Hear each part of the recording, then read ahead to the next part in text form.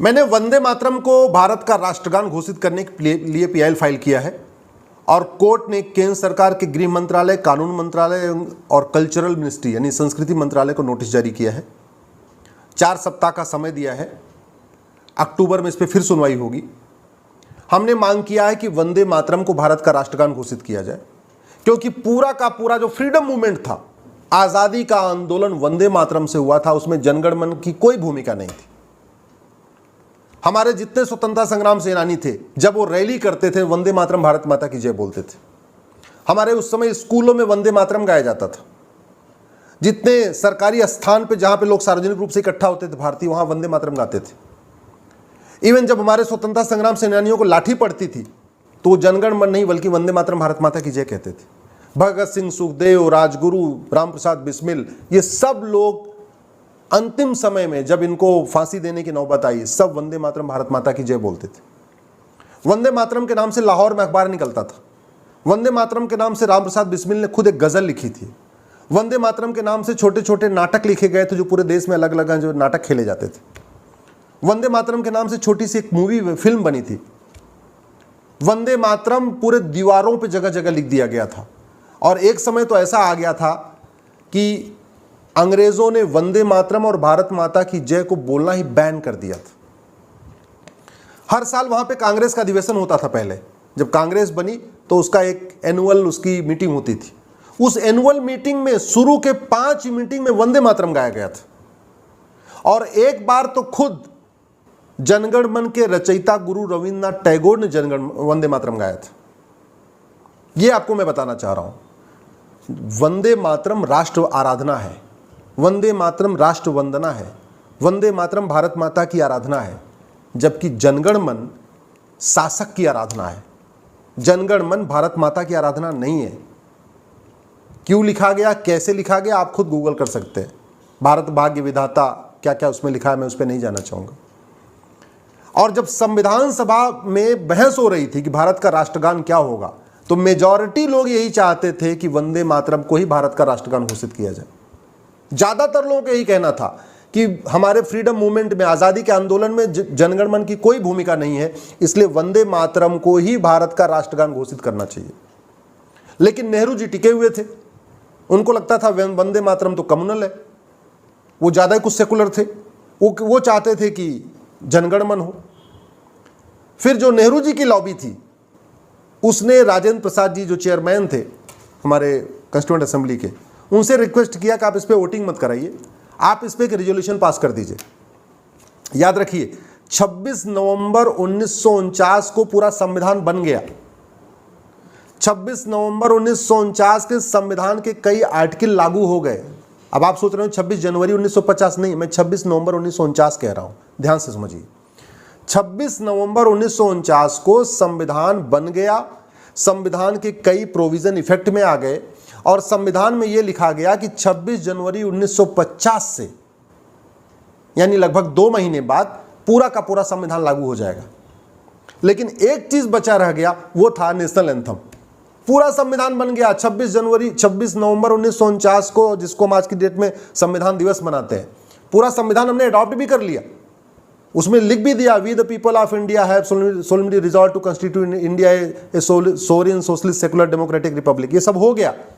लेकिन एक चीज बचा हुआ था कि भारत का नेशनल एंथम क्या होगा।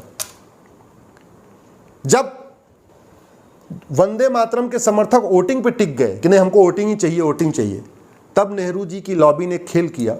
उन्होंने डॉक्टर राजेंद्र प्रसाद से कहा कि आप इस पे वोटिंग मत कराइए, आप एक काम करिए, इस पे एक रेजोल्यूशन पास कर दीजिए, एक आप स्टेटमेंट दे दीजिए, उसी से दोनों कर दीजिए। फिर 26 जनवरी 1950, जिस दिन हम रिपब्लिक डे मनाते हैं, उसके ठीक 2 दिन पहले, यानी 24 जनवरी 1950 को एक बैठक बुलाई गई। उसमें डॉक्टर राजेंद्र प्रसाद ने एक स्टेटमेंट दिया। स्टेटमेंट क्या दिया कि जनगण मन हमारा नेशनल एंथम होगा, लेकिन वंदे मातरम, जिसने आज़ादी के आंदोलन में बहुत प्रमुख भूमिका निभाई है, इसको भी समान दर्जा मिलेगा। एक समान मतलब जितना जो सम्मान जनगण को मिलेगा, वही सम्मान वंदे मातरम को मिलेगा। यहां बात ठीक थी, दोनों को बराबर सम्मान मिलेगा। वैसे तो गलत था। जनगण मन शासक की आराधना है, शासक की वंदना है, इसलिए उसको राष्ट्रगान घोषित करने की बजाय वंदे मातरम को राष्ट्रगान घोषित करना चाहिए था, जिससे पूरा पूरा आज़ादी का आंदोलन चला। लेकिन चलो कंप्रोमाइज़ हो गया, ये हुआ कि दोनों को बराबर सम्मान मिलेगा। बाद में कांग्रेस ने एक बड़ा खेल किया, जब नेशनल ऑनर एक्ट बनाया उसमें जनगण मन को शामिल किया, वंदे मातरम को छोड़ दिया। तो जनगण मन कैसे गाया जाएगा लिखा हुआ है, जनगण मन की म्यूजिक कौन सी होगी वो फिक्स हो गई, जनगण मन कितने सेकंड में गाया जाएगा उसका एक प्रोटोकॉल बन गया, जनगण मन का अपमान करने पे सजा होगी ये भी लिखा हुआ है नेशनल ऑनर एक्ट में। लेकिन वंदे मातरम की न तो म्यूजिक फिक्स हुई, न वंदे मातरम कितने सेकंड में गाया जाएगा फिक्स हुआ, न वंदे मातरम के लिए प्रोटोकॉल क्या होगा, वंदे मातरम कब कब गाया जाएगा उसका कोई सिस्टम नहीं बना, वंदे मातरम का अपमान करने पर क्या सजा होगी कहीं नहीं लिखा। तो आज की डेट में क्या हो रहा है, बहुत सारे तथाकथित सेकुलर कहते हैं हम तो वंदे मातरम गाएंगे ही नहीं। जनगण मन का अपमान करने पे सजा है, वंदे मातरम का अपमान करने पे सजा नहीं है, तो कहते हैं हम तो नहीं गाएंगे। कई बार वो खड़े हो जाते हैं, कई बार तो बैठे रहते हैं। कितनी बार देखा गया, विधानसभा में देखा गया, नगर निगम के ऑफिसेज में देखा गया, लोग ज़्यादातर लोग वंदे मातरम गाते रहते हैं, 2-4 वहाँ बैठे रहते हैं। हमने यही PIL फाइल किया है कि प्लीज़ आप वंदे मातरम को ही राष्ट्रगान घोषित करिए, जो हमारे अधिकांश संविधान सभा के सदस्यों की इच्छा थी, जो उनकी मंशा थी, उसी के अनुरूप। एक जो गलती हुई है उसको सुधारना चाहिए, और नहीं अगर दोनों को रखना है तो भी कोई बात नहीं। दुनिया के कई देशों में तो 3 राष्ट्रगान हैं, 4 राष्ट्रगान हैं। ऐसा नहीं कि एक देश में एक ही राष्ट्रगान होना चाहिए। अगर 2 भी करना है तो फिर जैसे जनगण मन के लिए प्रोटोकॉल बना है ऐसे वंदे मातरम के लिए प्रोटोकॉल बनना चाहिए। ये जो फिल्मों में, सीरीज़ में, वेब सीरीज़ में, पॉलिटिकल पार्टियों में, डांस के कार्यक्रम में, और जो दुनिया भर के अलग अलग तरीके से वंदे मातरम को अलग अलग तरीके से गाते हैं, ये बंद होना चाहिए। जैसे जनगण मन की एक म्यूजिक स्टैंडर्ड म्यूजिक है, ऐसे वंदे मातरम की स्टैंडर्ड म्यूजिक होनी चाहिए।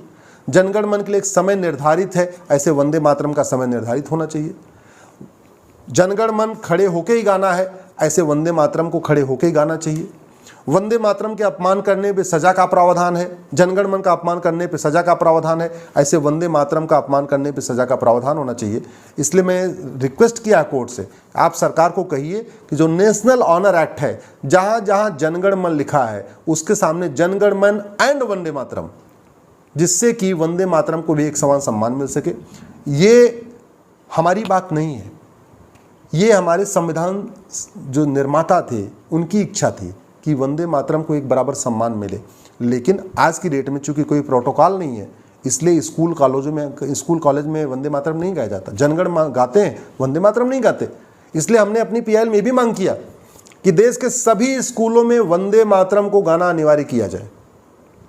जितने पब्लिक फंक्शन है, चाहे वो कलेक्टर जा रहा हो, चाहे कप्तान जा रहा हो, या मंत्री जा रहा हो, या विधायक जा रहे हो, जो भी पब्लिक फंक्शन हो, उसके शुरुआत या अंत में वंदे मातरम अनिवार्य किया जाए।